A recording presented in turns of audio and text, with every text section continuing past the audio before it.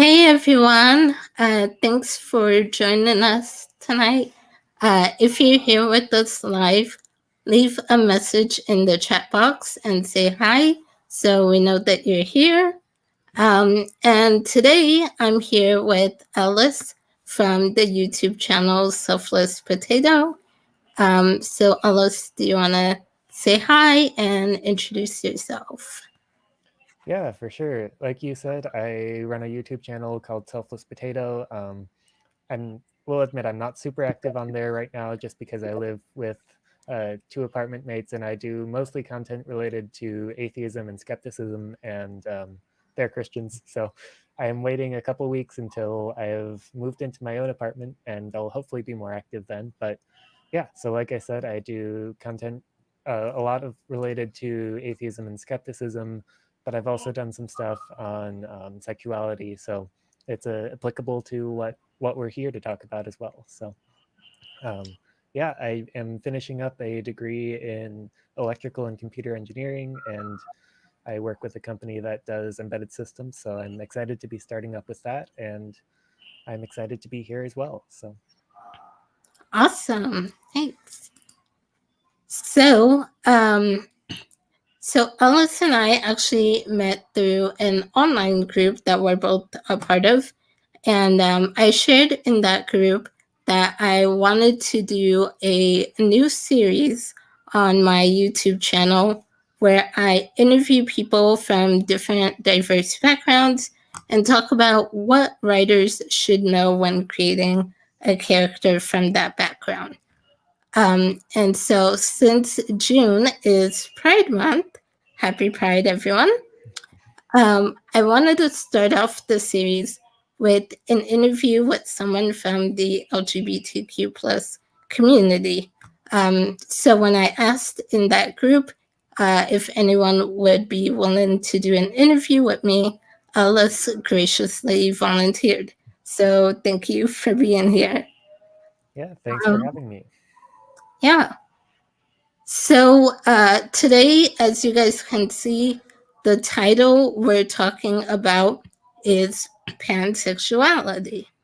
And before we begin with the interview, I do want to remind all the writers out there who are going to be watching this to remember that people are all individuals. Everyone's journey and experience with their sexuality or their identity is different. Ellis is going to be sharing with us his experience, and I hope it's helpful in your writing. But keep in mind that he does not speak for every pansexual person out there. So, just wanted to throw that out there and remind everyone of that. Um, so yeah, let's go ahead and get started. My first question, this is an easy one to start with, but an important one to know. So my first question is just, what are your preferred pronouns? Just he, him is fine. So yeah, I guess what you'd probably expect from me. So Okay, so like I said, easy one, but important to know. Um, so then let's talk about what does pansexual mean, and specifically, what does it mean to you? sure. So when I'm explaining pansexuality, it's something that's probably less familiar to a lot of people. So I generally liken it to bisexuality because they're fairly similar, um, and sometimes can be difficult to differentiate. I feel like so bisexual is you like both men and women basically, and for pansexuality, that's more like I like to say it's attraction to people. So you don't not that you don't care about gender quite as much, but like it's not as big of a deal, I guess.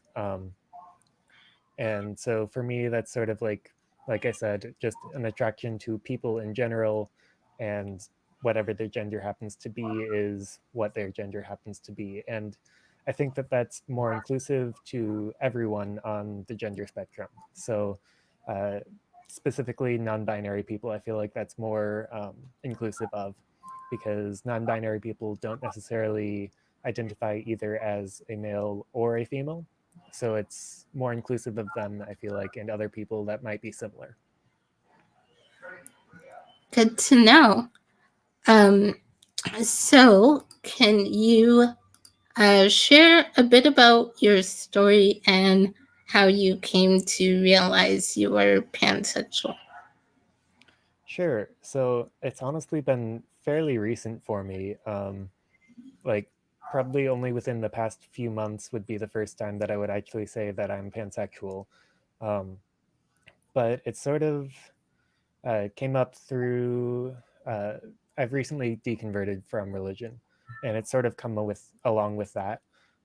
Before, when I was a Christian, I was always taught that being gay is wrong, and so it was like, okay, I might be attracted to guys occasionally, but like that's wrong, so I can't do that, and so I would force myself basically to only be attracted to women.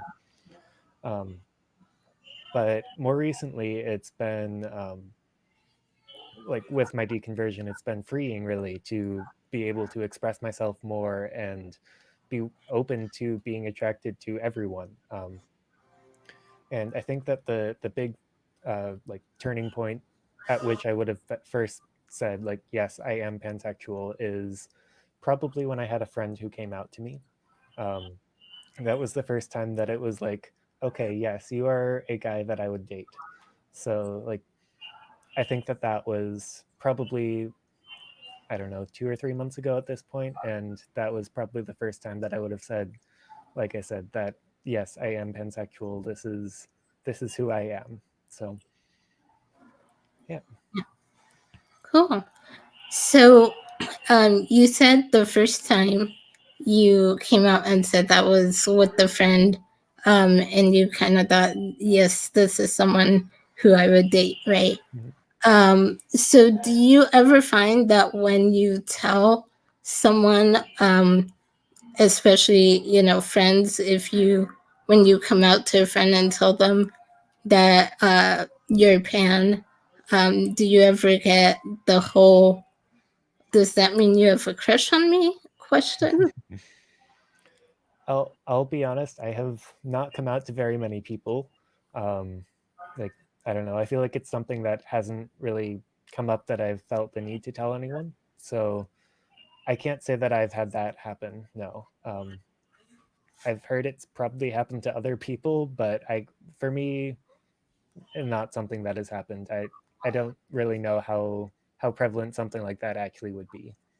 Maybe it's happened at some point, but I don't know. Yeah, it's funny. I asked because for me, I'm bisexual, Mm, and so when I told some of my friends, not all of them, but like I think it was probably just one of them, was like, "Does that mean you have a crush on me?" I'm like, no, no, mhm. just letting you know. But I thought it was funny that I got that question. So I was just wondering how prevalent or often people might ask it. Yeah, I don't know how. Like I said, I haven't really had anyone ask me that, but I'll be honest, it's something that I've thought about before telling people. Is like, if I say this, are they going to think that I'm saying that because I am interested in them? So honestly, that might be, even if subconsciously, part of why I haven't come out to many people. Makes sense. Yeah. So, uh, you shared a little bit in the beginning about how you see pansexuality versus bisexuality. Can you expand a little more on like why you chose to identify with the one over the other? You said it was more inclusive, right? Yeah, To I think that's the big thing for me, is that it's more inclusive. Like probably mostly of non-binary people, but also I feel like trans people to some extent, especially like if they're pre-op or non-op, which for people who aren't familiar with those terms, pre-op is someone who wants to have the surgery, as you might call it. So they want to have surgery, uh, but they have not had surgery yet. And non-op is someone who just is not interested in having those surgeries. So I feel like, especially for people like them, it's more inclusive because then it's like they are a woman or they are a man, but um, I know that people sometimes have like their sexuality is at least somewhat extent to some extent linked with their genital preferences, if that makes sense. Um, like I feel like that's sort of what was behind the whole super straight thing. If you've heard about that, it was a couple months ago at this point, but um, like there's nothing wrong with being attracted to a certain set of genitalia, and that doesn't make you transphobic. Um, so I feel like it, like I said, being pansexual as opposed to bisexual is more inclusive of that. I don't know if that I feel like that hopefully answered your question. I don't know. I feel Yeah. like maybe it went on a tangent, but yeah. No. So, let's see. So, when did you first realize uh, you weren't heterosexual, and what was that experience like for you, coming from a religious background where you had to kind of suppress that part of your identity? Honestly, like I feel like it wasn't that big of a thing for me. Like, yes, I was suppressing that part of my identity, but at the same time, like I don't think that I consciously realized it. Like, yes, I saw people and thought that they were attractive and was like, no, I can't do that. But like I think that because it was so ingrained in me that to be gay is wrong, um, it was just never really a thing that I thought about too much. It was just sort of like, yeah, I can't do that. So it's not really something that I thought about too much until, like I said, recently, as I've been coming out of religion and been more like, okay, this is actually okay, and I didn't really realize that I was suppressing all of this in me. Like, yes, I was, but like I said, I feel like it was more of a subconscious type of a thing than consciously realizing that I was doing it. Yeah. So, were there, so then when you were growing up, did you notice any signs or anything that kind of hinted that, maybe you weren't straight? Yeah, definitely I did. Like I said, I was sort of just always attracted to people in general. Um, like I've certainly thought in the past, even when I was religion, that ooh, this guy is attractive or ooh, she's attractive. Like it's not like I didn't have those attractions. Um, but I feel like sort of related to what I said to the last question, even though I realized that those were attractions were there, I also knew that it was wrong, and so I could never act on that or anything. And so I suppose, yeah, there's probably signs there that I ignored because I thought that it was wrong to act on them.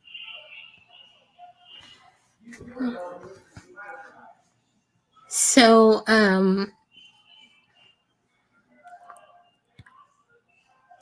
what helped? You said you kind of, I guess, in a sense, became more comfortable or accepted your sexuality after kind of leaving your religion. Mm-hmm. So, what was it like for you discovering that part of your identity, and like what has helped you in your journey? I'd say that it's been really, really freeing to be able to express myself more and realize that this is who I am and that is completely okay. I think that you've mentioned in the RFR chat before Jimmy Snow, and he was really big in my deconversion and finding my sexuality as well. Um, he is also a YouTuber, and he does a lot of things around religion and especially sexuality. And he is also pansexual. Um, and so it was really through him, I think, being able to see someone who also was coming out of religion, um, and who was coming to terms with his own sexuality through that process. I think that he really was a big part in being able to find myself, and uh, as I said, in my deconversion as well. Um, his videos were a big help in that. Yeah. I think it's always, it's always great when you are kind of going through this sort of transition period or where you're discovering stuff about yourself to be able to see others um, kind of doing the same thing and Mhm. knowing that, hey, there's a community of people like me, and it helps to make you feel not so much alone. So I think that's the great thing about the internet. um Yeah. and yeah, I love Jimmy's videos as well. He is one of the um YouTubers I started watching as well when I was coming out of my religious faith religion. Mhm. Um, so what? Let me see. Also, you had mentioned having people that are supportive is important, and I am glad that I have had people who are supportive as well. Like, um, I haven't come out to many people that I know in person, but I have lots of people online that are in the LGBT community who have been very supportive, and that's definitely good. I think to throughout the whole process have had people that I know who are very supportive and uh, can relate to me. So Yeah, yeah, that's super important. Which actually ties into my next question, which I think you kind of said, but what was your experience like coming out? Did you, I know you haven't told many people in your life, but have you told any of your family members or friends, like, and were they supportive? my the friends that I have told have definitely been supportive. My family I have not told, and quite honestly, I probably won't for a while. I think they're just now coming to realize that I'm not religious, and that's already been hard for them, I think. So for them to also find out that I'm pan is would just add to that difficulty for them, I feel like. So yeah, I don't know if I'll tell them anytime soon. I might at some point, like I'm sure they're gonna find out one way or another at some point. But um, yeah, because of the fact that I don't think that they would be particularly supportive given how religious they are, I yeah, I'm not planning on telling them yet. But like I said, I have friends who have been supportive, and for that I'm definitely grateful because it, as you've said, and I also said it, I think it's definitely important to have supportive friends and people that you can talk to so that you're not just going through everything alone. Yeah. What would you say for someone who um they're wanting to come out to their family or friends, but they've also come from a very religious or conservative background?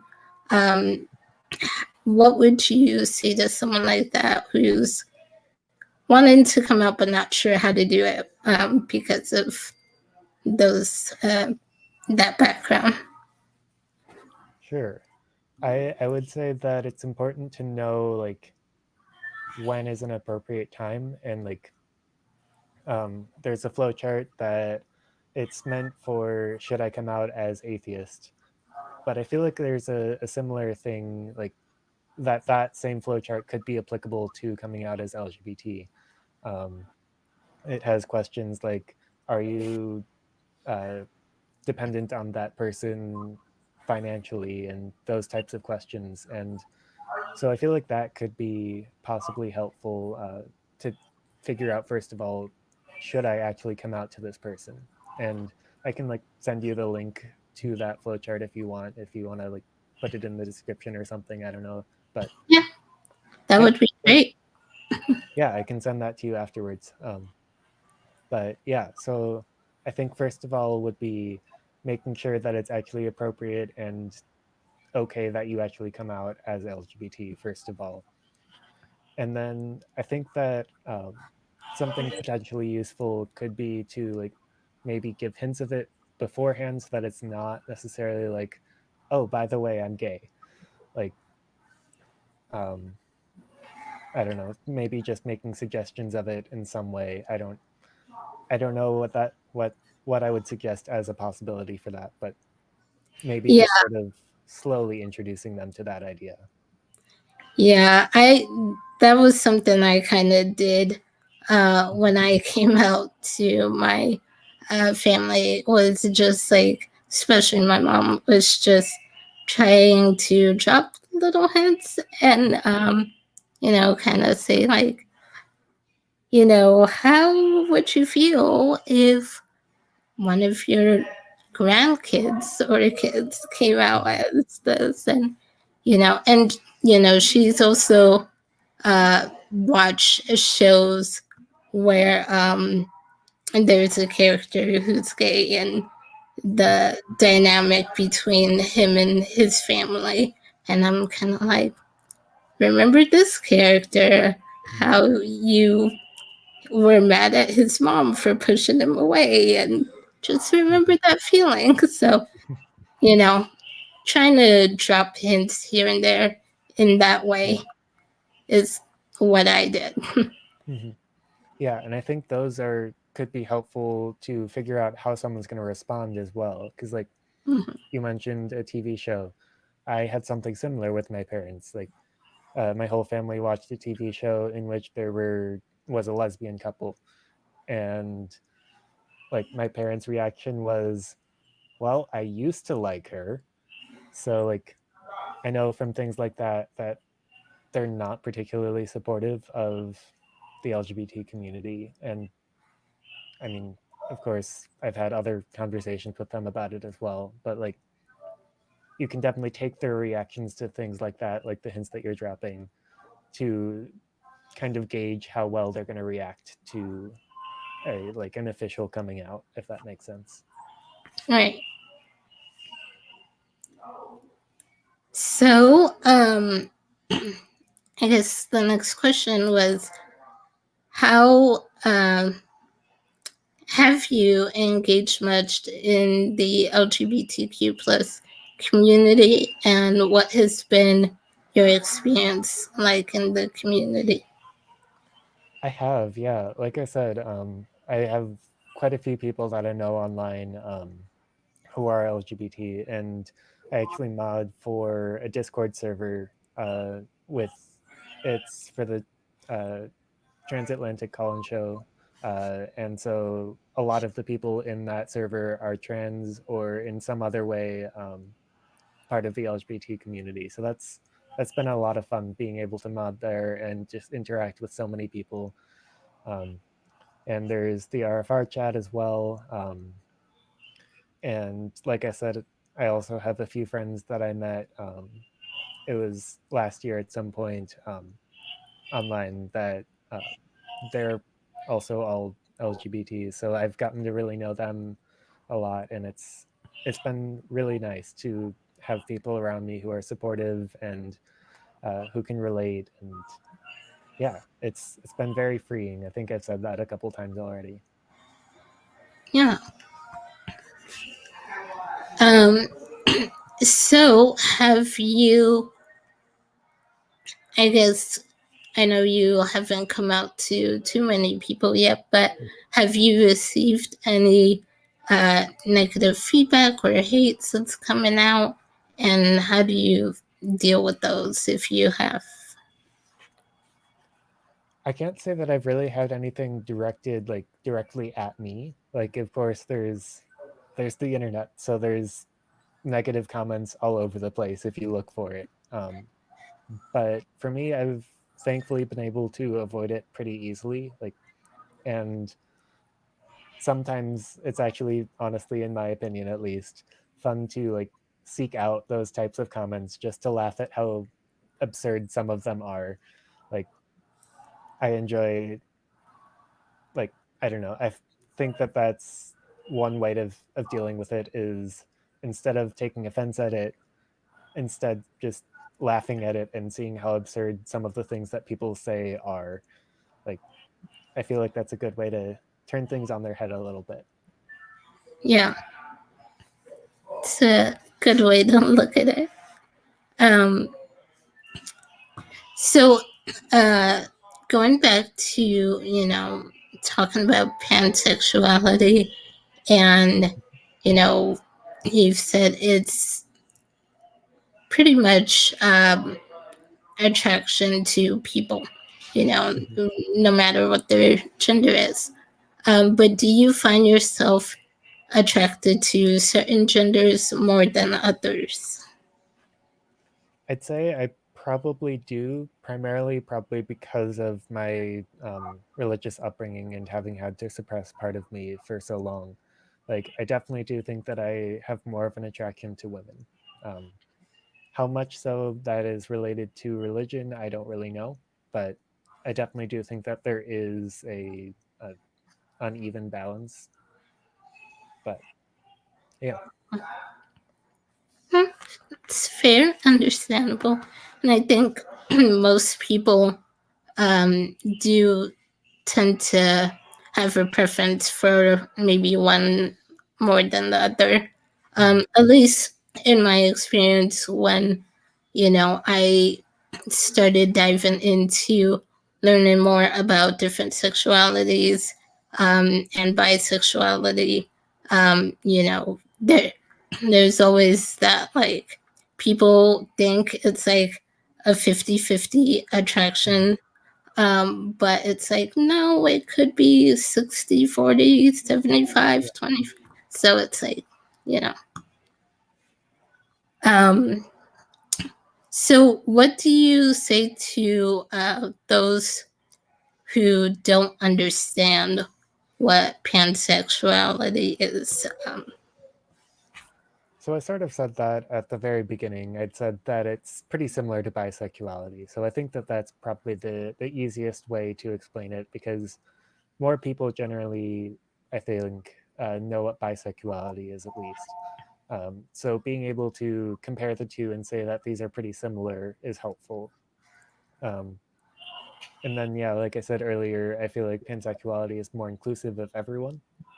So explaining that as well, and just saying that, like, um, yeah, it's very similar to bisexuality, just that you don't have quite as much of a. Um,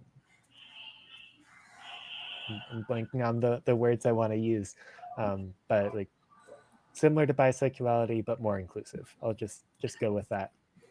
Okay. So, so my other question was, we've kind of talked about pansexuality and sexuality in general, but there's always so much more to a person than their sexual orientation or their sexuality or identity. So, what would you want? What do you really want people to know about you as a person? Hmm. Um, yeah, like you said, there's more to someone than their sexuality.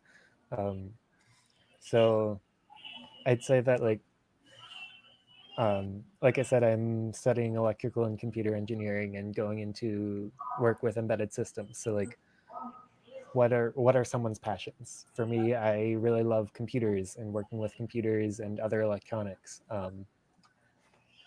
I like reading as well. So there's multiple different aspects of someone that don't necessarily only have to do with their sexuality. Um, I'd say the big thing probably is like what they're passionate about, what they're interested in. Um,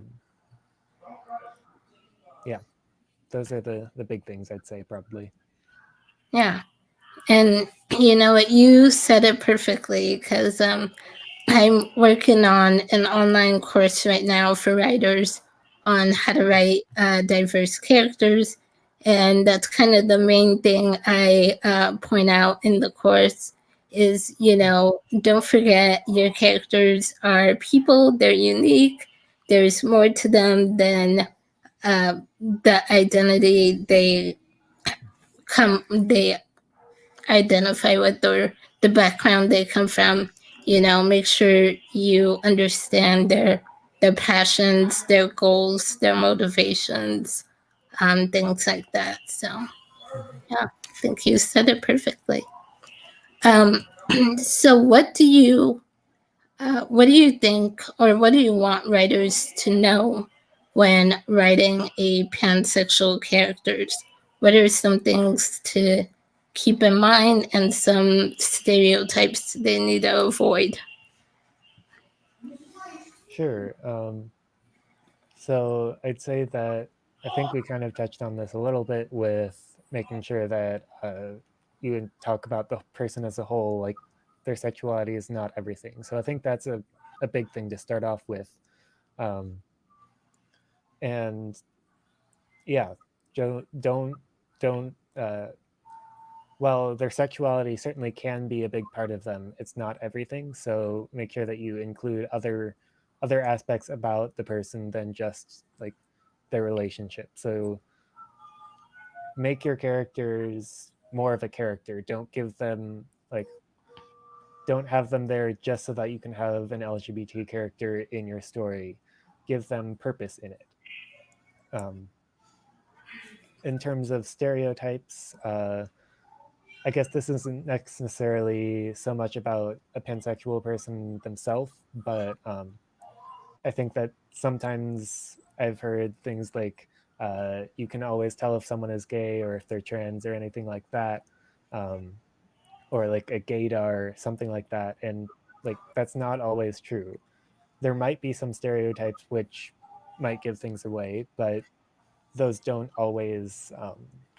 There's those aren't always there. So I'd say like that type of thing where um, you can't always tell. Sometimes someone could be cis passing or straight passing, and other it's not as easy for other people to tell. So don't make it obvious that your character might be LGBT. Like, yeah, I don't know if the wording there was quite right. Like certainly you can make it clear that your character is LGBT, but like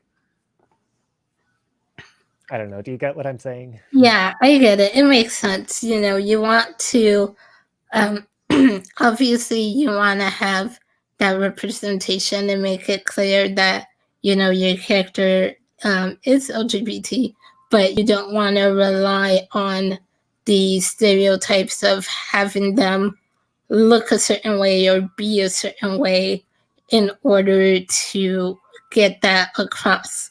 There are other ways to kind of bring that across. Yeah. Which I'm glad you said that, which is great because that's something else that I've kind of go into in my course because for me in my writing, I've noticed one of my characters that I've been writing.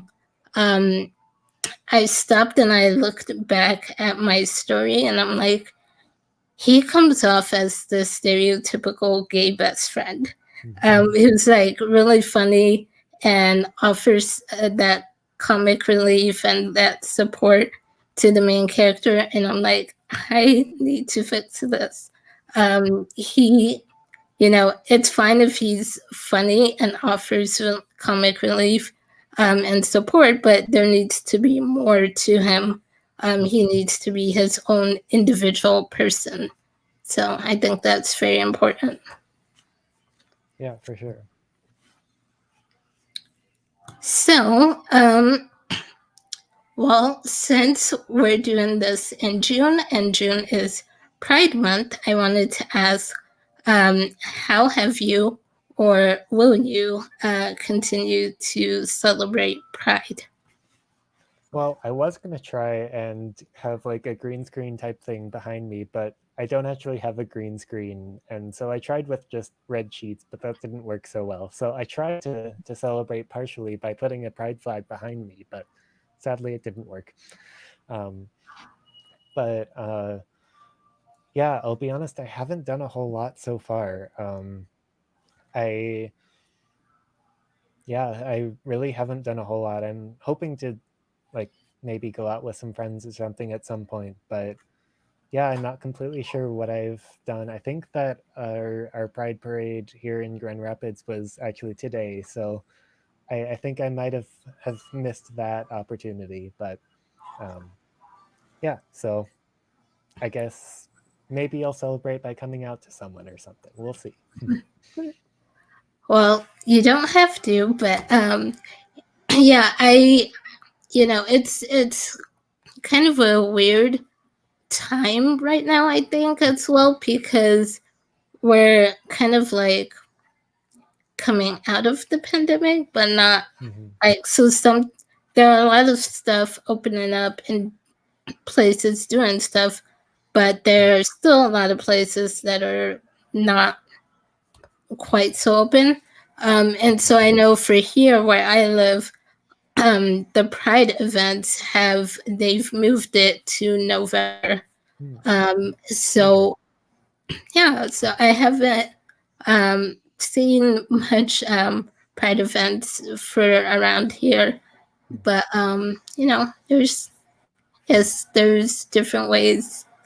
I haven't really looked too much into what other ways can we celebrate Pride, but yeah. Yeah, I can't really say that I have either. That's why I've just been around here in my apartment mostly. So Well, we're both doing this live stream, so I think that would count as one way. that's true.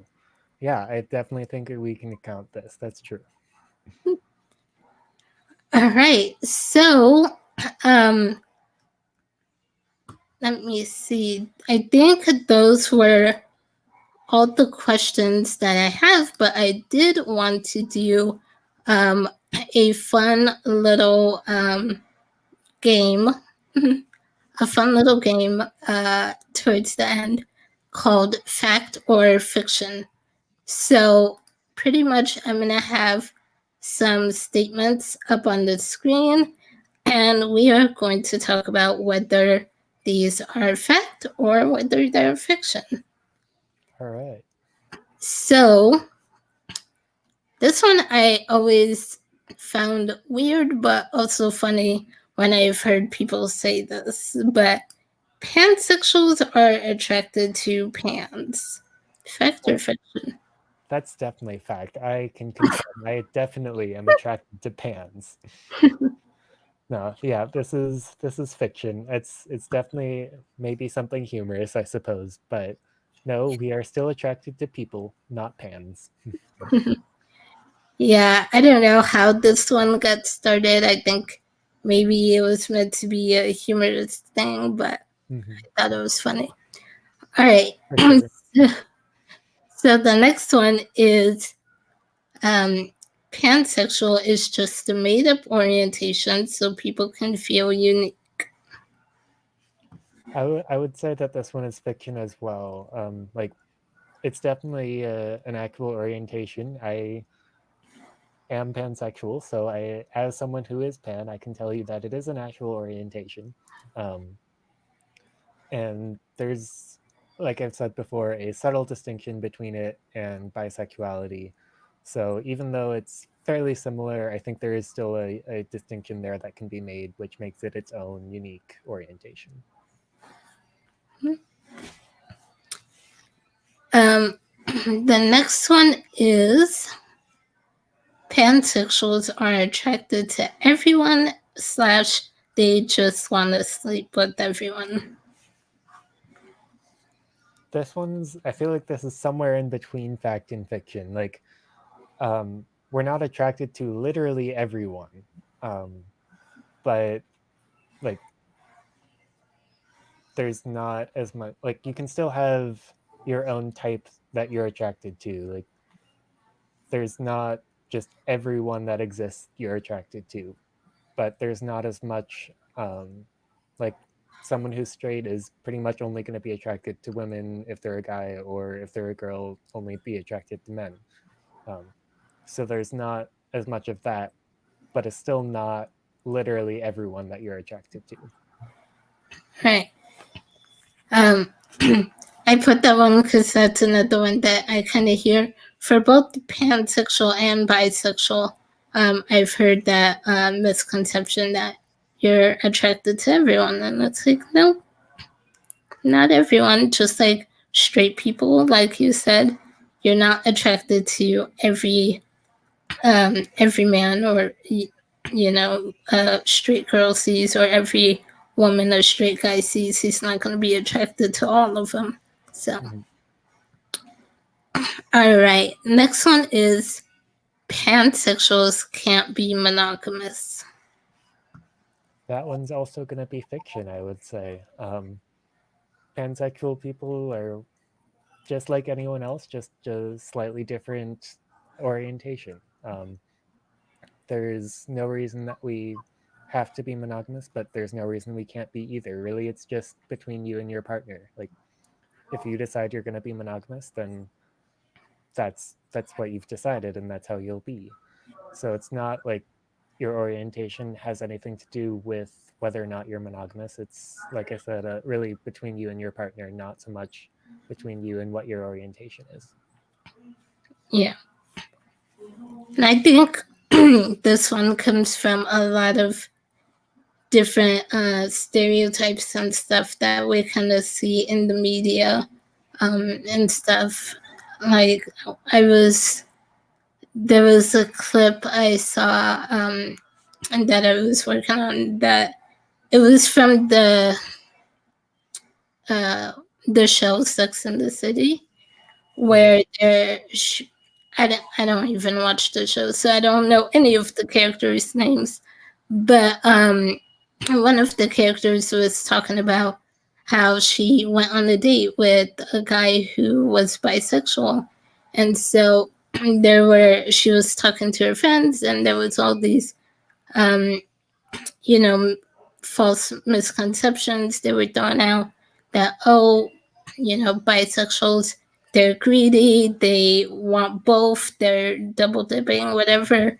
And I feel like, some of that same stuff you kind of hear for pansexuals as well, Mhm. since they're both pretty similar.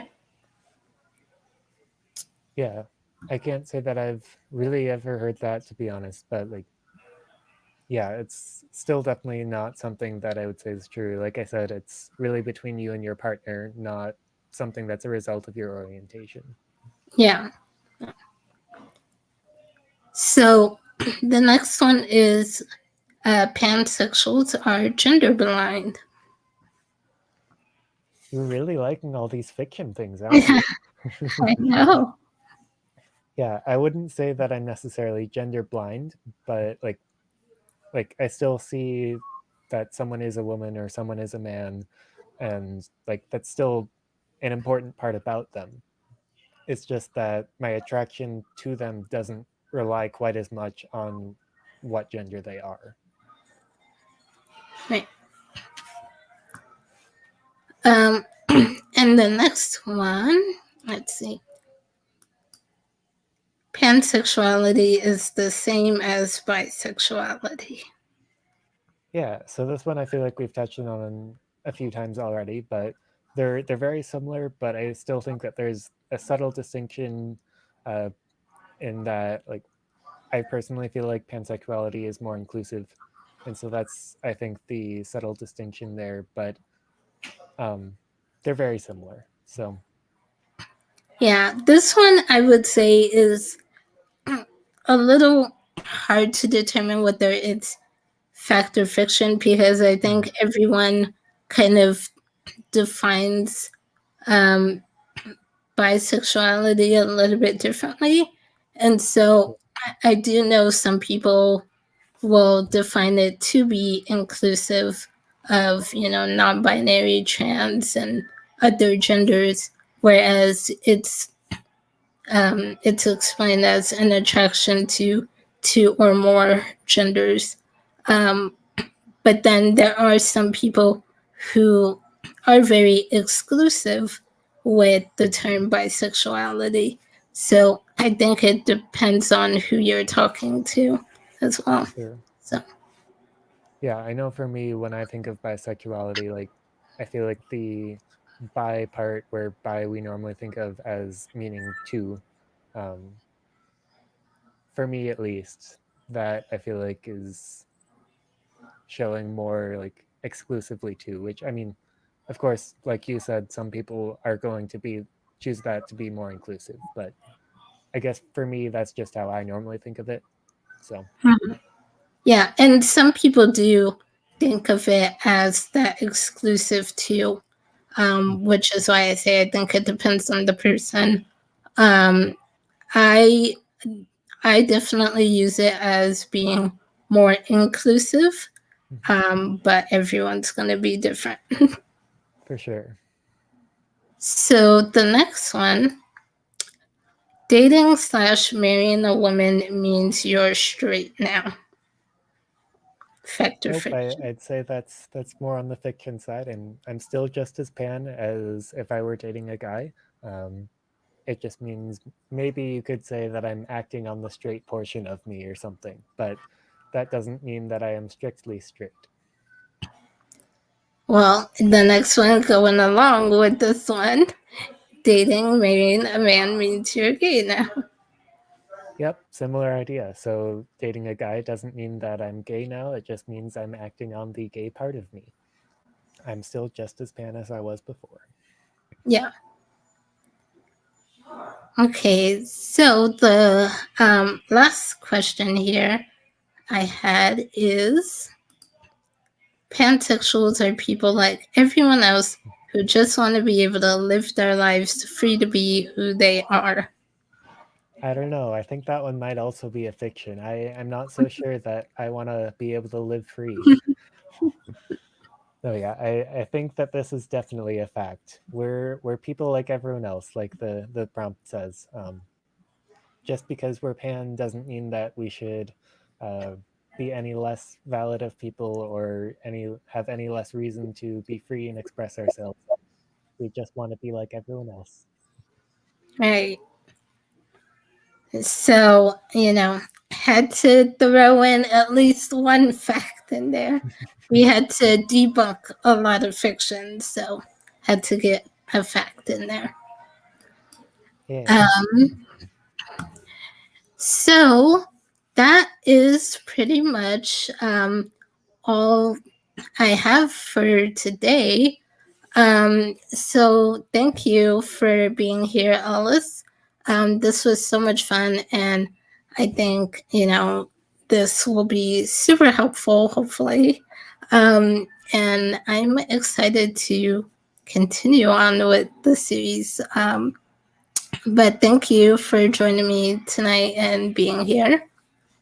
Yeah, for sure. Thanks again for having me. I enjoyed getting to talk to you a bit, and this was the first time that I've done anything like this, so it's a new thing for me. So this was exciting. So thank you as well. Yeah. So for anyone watching the replay, if you guys want to follow Ellis on his social media, his links are in the description below. And for any writers out there who are wanting to learn more about writing diverse characters, I am launching an online course on July 1st.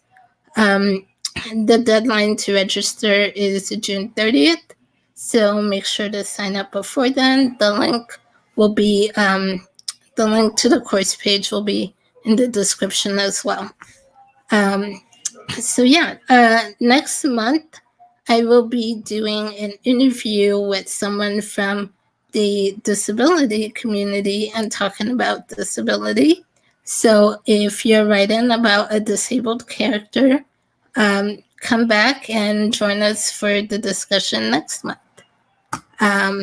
Until then, I hope you guys all have a great night, and I will see you guys soon.